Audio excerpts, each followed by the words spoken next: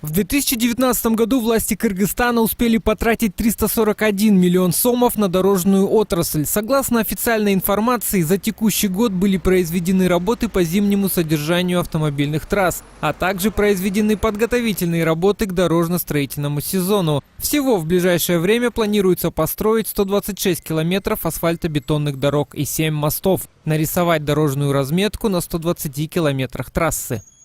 Был утвержден титульный план, то есть это план строительства на текущий год, это из средств республиканского бюджета, предусмотрено на 2019 год около 2 миллиардов сомов,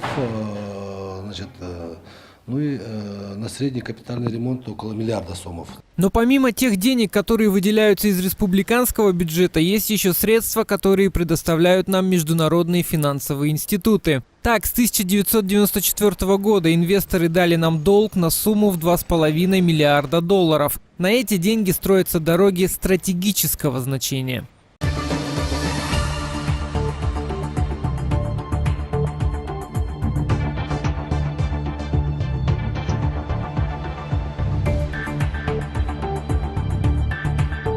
В Минтрансе отмечают, что на альтернативной дороге Бишкек-Ош применяют новую технологию дорожного покрытия. Это щебеночно-мастичный асфальтобетон. Такое покрытие по плану должно и служить больше и выдерживать более высокую тоннажную нагрузку. Более стойко новое дорожное полотно должно выносить и природно-климатические условия, особенно в горной местности. По аналогичной технологии сегодня строится и трасса Бишкек-Карабалта.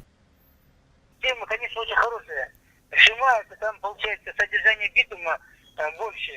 И там есть еще, так сказать, волокно добавляется, целлулоза добавляется, она и этот битум абсорбирует и чуточку армирует.